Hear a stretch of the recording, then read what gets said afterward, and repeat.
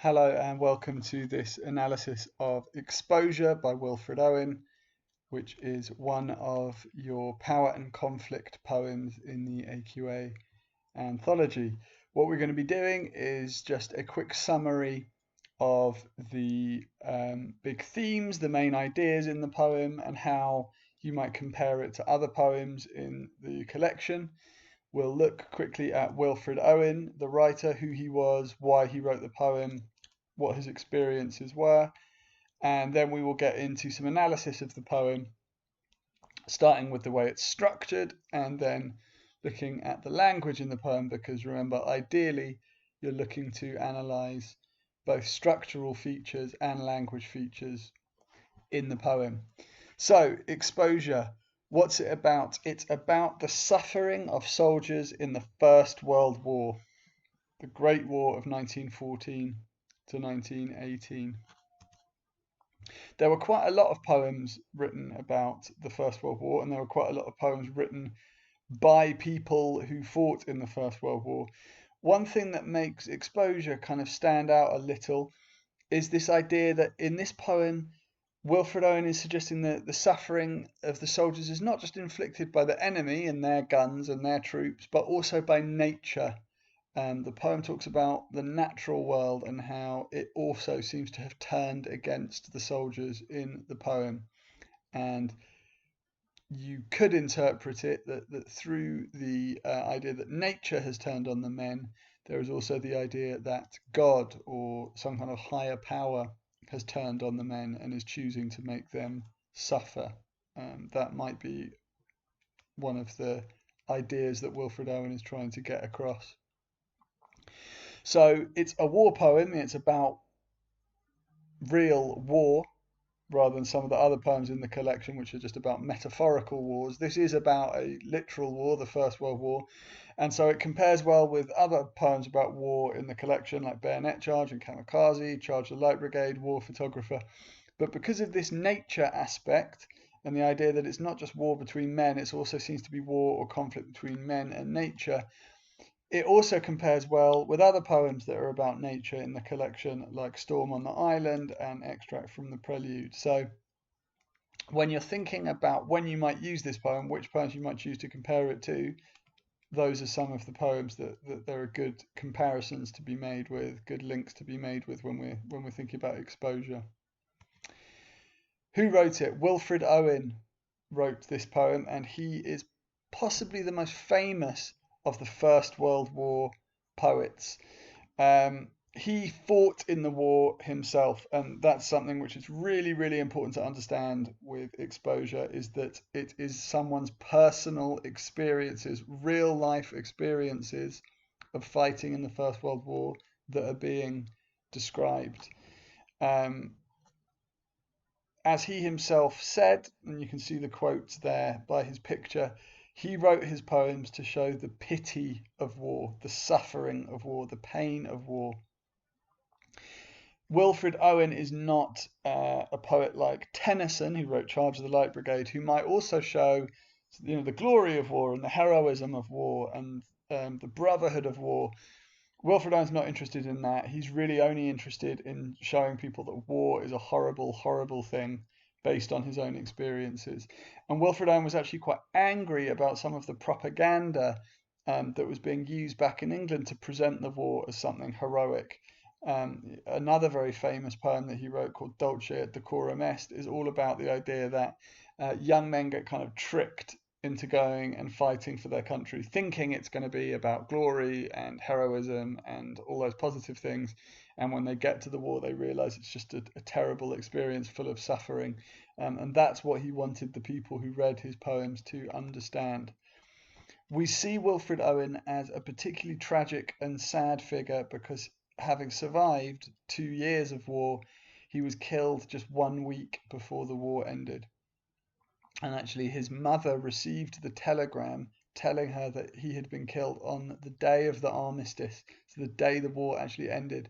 So you have this terrible tragedy that everyone else in the country is celebrating and happy that the war was over. and poor Wilfred Owen's mother receives the telegram on that day saying that he died. So whenever we read the poems of Wilfred Owen, we are struck by this sense of loss, of waste, of tragedy, and this poem is no exception to that. So let's look at the poem a little bit and let's think about how Wilfred Owen creates this sense of war as full of suffering, of war as a kind of pointless, futile thing, and also the idea that being in a war makes you question everything. It makes you question the whole purpose of life, your whole reason for being. It almost makes life seem pointless, because I think that's a key idea that Wilfred Owen is trying to get across in this poem. Let's look at structure first of all, and I'll highlight that in green, and then when we come onto the language, I'll highlight that in a different color. So one thing, it's a good tip when you're annotating a poem, when you're making notes on a poem, it can be good to use two different colors and to annotate structure in one color and language in another. Then you can be kind of sure that you're hitting both language analysis and structure analysis when you write your essay in the exam. So let's do structure with green highlights. And let me just point a few things out to you that you might write about in terms of structure in this poem.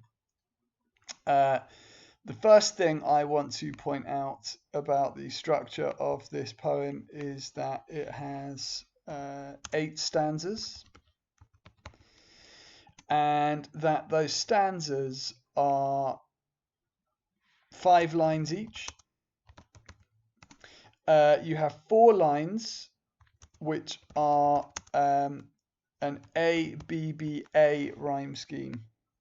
Okay, so the first 4 lines of each stanza are ABBA. So let's just think about what that means in practice. It means that you have a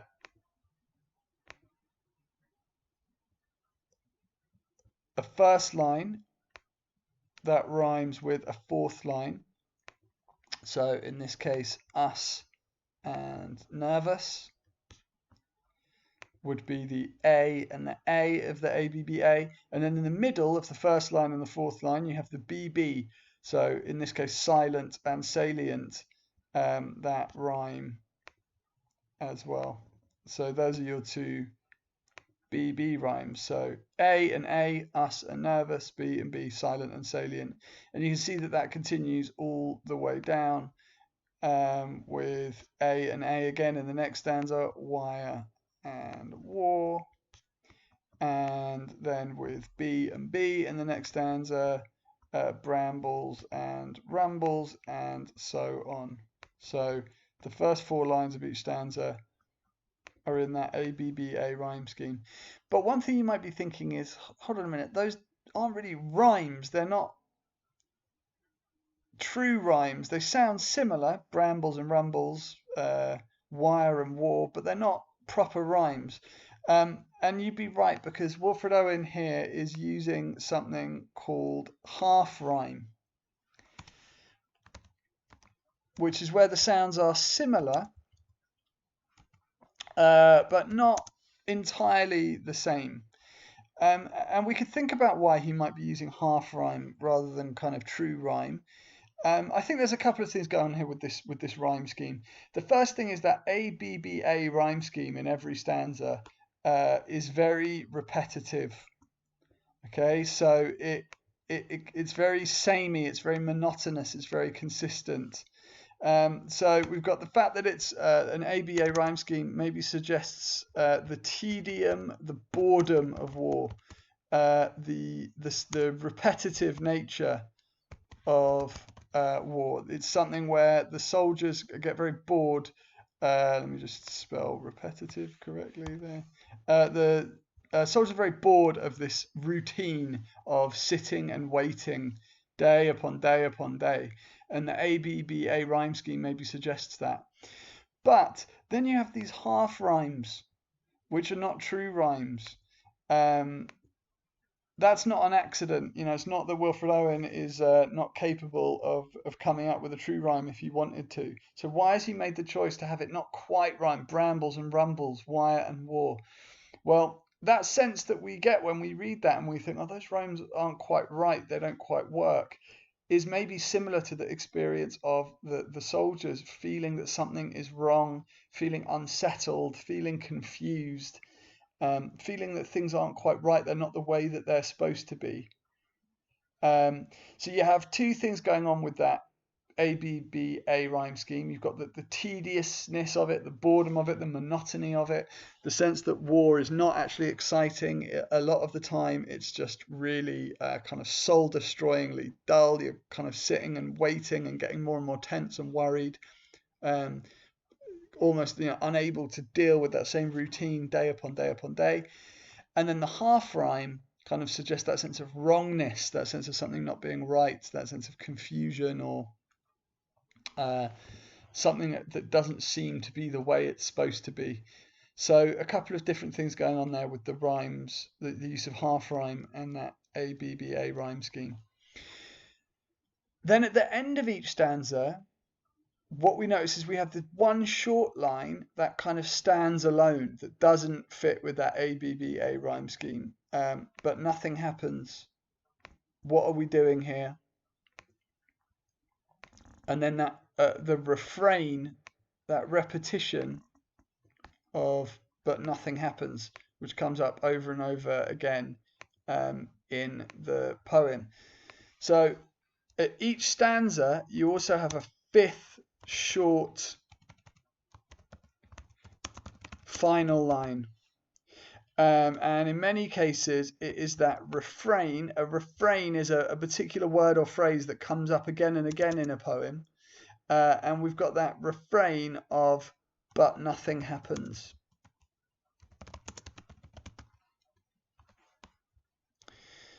Okay, so what's going on with this? Well, we clearly are supposed to have our attention drawn, aren't we, to these short final lines, but nothing happens. What are we doing here? But nothing happens, but nothing happens. Then when we continue into the second part of the poem, is it that we are dying? We turn back to our dying, for love of God seems dying, but nothing happens. So those fifth short lines, which kind of stand out from the rest of the stanza, they always seem to either be about nothingness, nothing happening, or a sense of confusion, pointlessness in the soldiers. What are we doing here? What's the point of this? Nothing's happening. Nothing's happening. Or they seem to be about questioning whether they're even still alive. Is it that we are dying? We turn back to our dying. Love of God seems dying. It seems like the soldiers, even though they are technically still alive, they almost already feel dead, or they feel like something inside them has died, or their belief in God has died.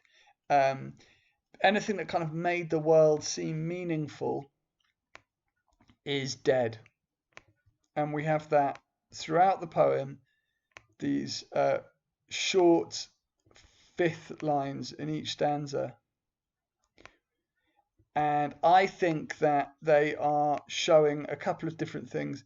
I think, first of all, they are showing that the waiting and the imagining about war can almost be worse than the actual fighting when it starts. The waiting and the imagining is a form of suffering in and of itself. That sense that they're waiting and waiting and waiting for the attack to happen, but nothing happens, but nothing happens, but nothing happens. It kind of shows the mental, the psychological suffering of war. You're constantly frightened, you're constantly expecting something terrible to happen, so you can't rest or relax even when the fighting has stopped. And then in the second part of the poem, constantly questioning, are we dying?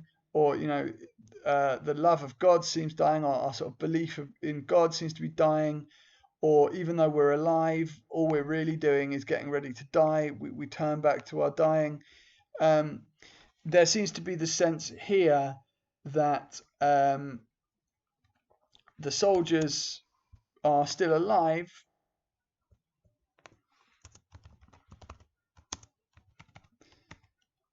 but they're kind of dead inside.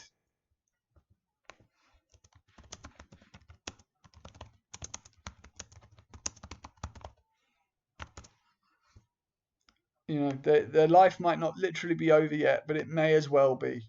They've got no joy left. They've got no happiness left. Um, they don't see any purpose in anything anymore. So even though the war hasn't actually got them yet and they're not physically dead, they almost feel like they may as well be. So that's quite a lot we've got going on here in this poem structurally.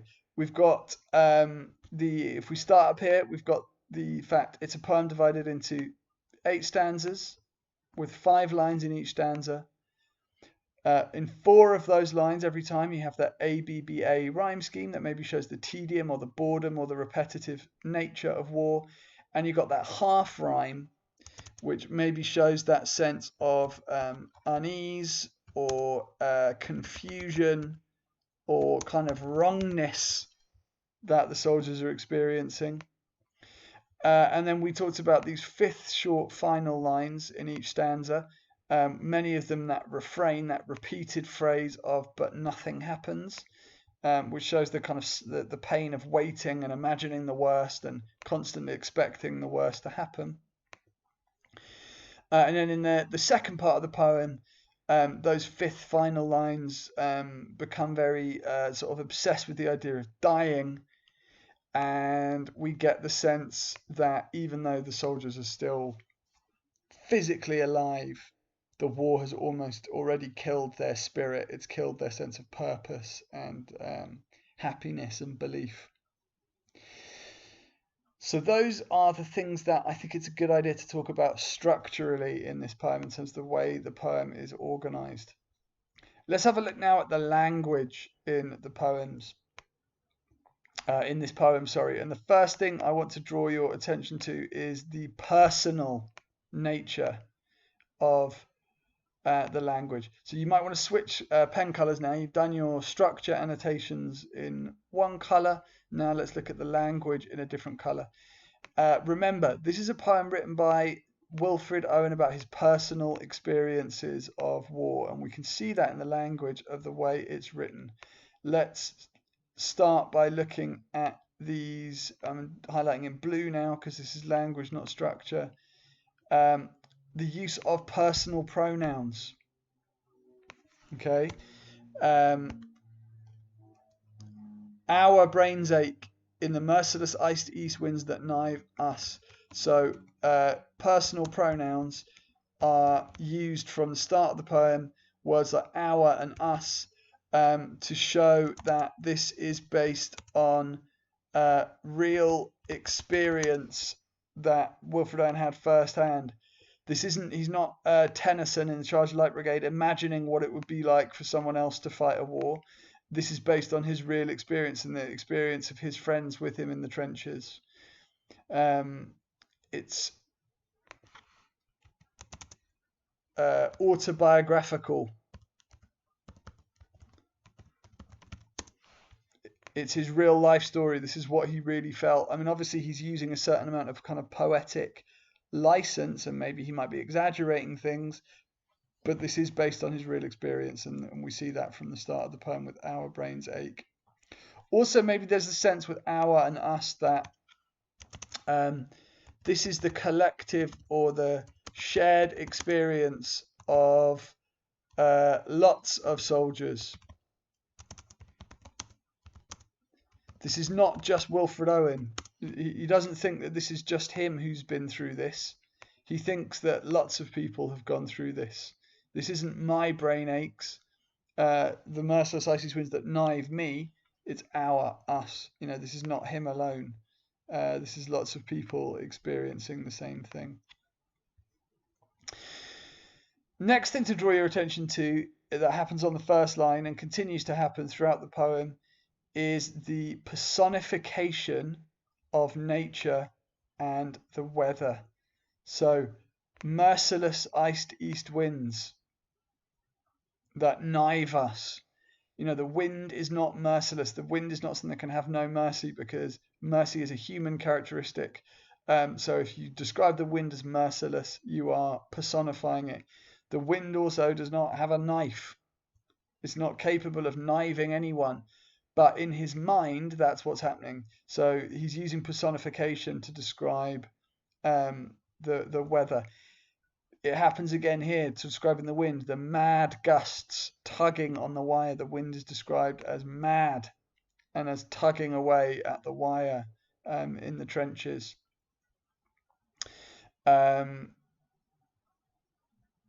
Dawn, the dawn, which we would normally maybe think of as something positive, the sun rising, gives a sense of warmth and hope. But this time, dawn is a melancholy, a sad army attacking in ranks on shivering ranks of grey. So the dawn of the day, the sun coming up, a new day starting, is again personified as a kind of enemy army. So you've got the wind personified and described as something aggressive and vicious. It's merciless. It has no mercy. It's trying to hurt these men. It's like it's got a knife and it's knifing them. It's like it's a mad person trying to attack them, trying to get them. So the wind is personified as very aggressive, very violent, out to get the men. Then you've got the dawn, the new day, which is personified as an army, an enemy army gathering, ready to attack the men. So what's interesting here is that it's not the soldiers, the enemy soldiers, the real life, literal soldiers that are being described. It's more the natural world, which seems to be the enemy. And this carries on throughout the whole poem. There's lots of examples of it. The snow is described, pale flakes with fingering stealth come feeling for our faces. So the snow is this kind of creepy enemy that is out to get the soldiers. It happens time and time again. The frost fastens on the mud, so that the frost is almost seen like a sort of creature that's gripping onto the soldiers and refusing to let go. Again, it deliberately causing them pain. So lots and lots of examples of the weather being personified throughout the whole poem, and that personification shows nature as the enemy and a source of suffering for the men. Now, for one thing, that's just referring to the fact that the conditions in the trenches were terrible. It was cold, it was wet, it was muddy. The men were dying of the cold, they were dying of hypothermia. They were getting trench foot, where your feet almost kind of rotted away. The physical suffering, besides the fact that you might get shot or gassed or blown up by a bomb, the physical suffering of the actual natural conditions in the First World War was terrible too. And I think that's one thing that all of this personification is showing. But I think another thing that this personification is showing, the fact that the weather almost seems to be out to get them, is almost the belief that a higher power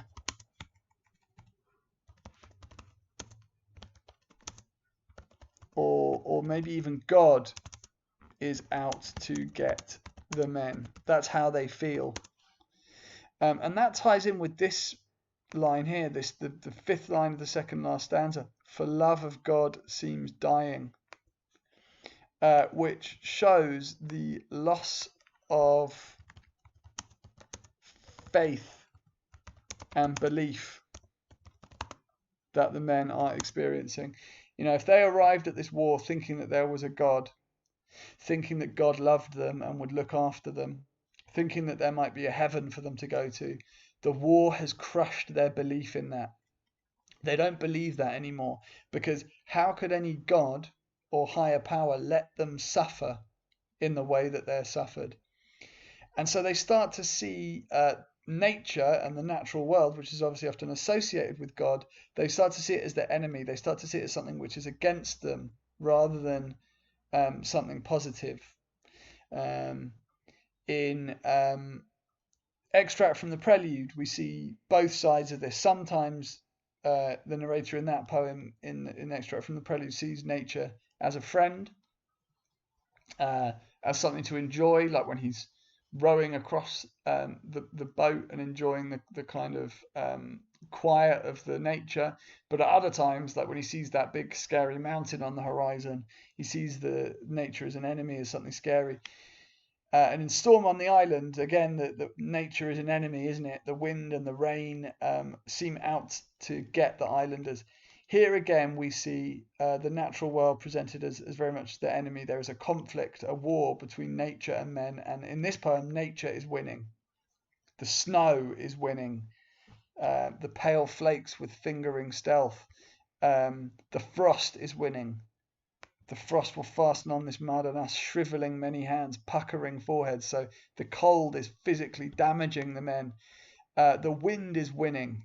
It has no mercy for the men, and it's like it's got a knife, and it's almost stabbing them. The dawn is winning, outnumbering the men, gathering in melancholy ranks, ready to ruin another day for them. So there's this sense that the men are helpless in this nature. They're helpless against the elements. And that goes back to, of course, the title of the poem, Exposure. Okay, if you are exposed, it means you are vulnerable. You are weak. You are unprotected. And all of the language in this poem is showing that.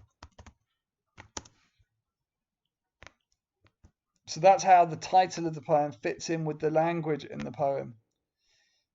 These men are weak, they're vulnerable, they're exposed. And we see that time and time again. There's a couple of other ways that the suffering of war is shown in terms of the language, as well as the personification. One is that there is a lot of sibilants in this poem, which we know are S sounds, which are used again to create this sense of kind of fear or this sense of aggression, violence. So here in this line, lots of sibilants, lots of S sounds. Sudden successive flights of bullets streak the silence. Sibilants there almost showing the viciousness of war, the violence of war. In the first line too, merciless ice east winds that knife us.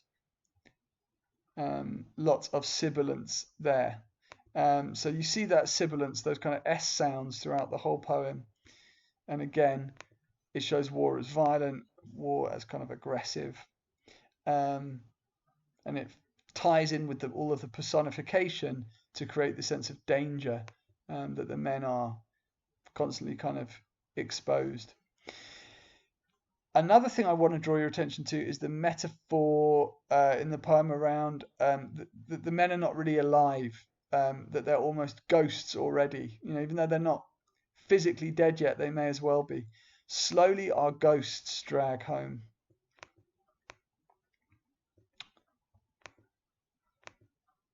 We know that they're not literally ghosts, they're soldiers, they're still alive. So we know that use of ghost is a metaphor.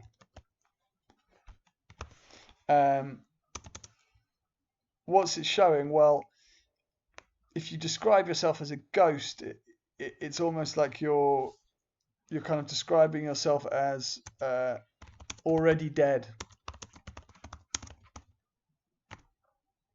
Not literally, not physically, but they have no sense of purpose, no sense of joy, and maybe also the sense that it's kind of their destiny to die.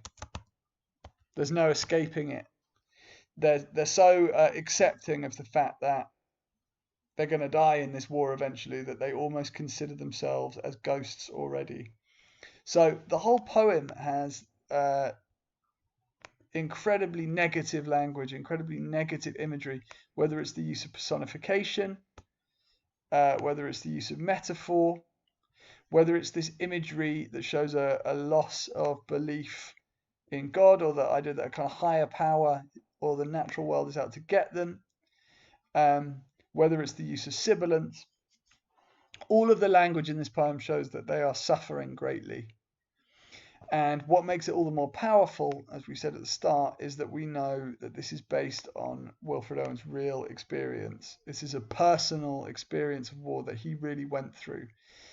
And if Wilfred Owen was really in the war and he felt this sense of exposure, of being so vulnerable, so weak, so unprotected, and if he felt this sense of a loss of belief in God, and if he felt that nature and the natural world was really out to get him, then we know that that's probably what a lot of young men in this war felt and experienced.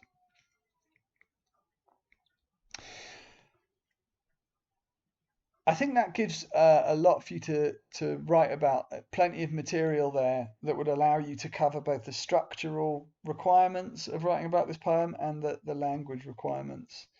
And I've also mentioned the kind of poems that you would compare it to. So in terms of this idea of war as suffering, that's an idea which obviously is shown in War Photographer, in Bayonet Charge.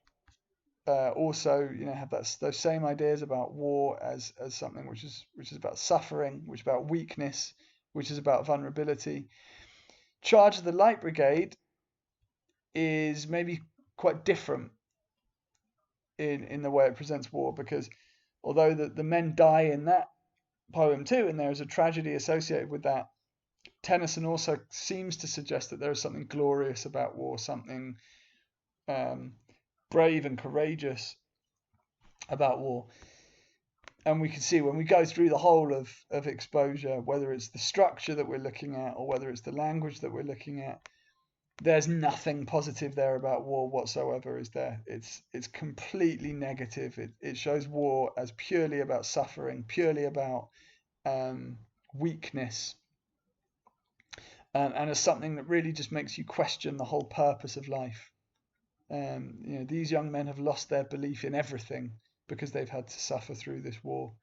And that is the key message that Wilfred Owen wanted to get across. Remember, he said that his subject, what he wanted to write about, was war and the pity of war. And I think we see that very clearly all the way through Exposure.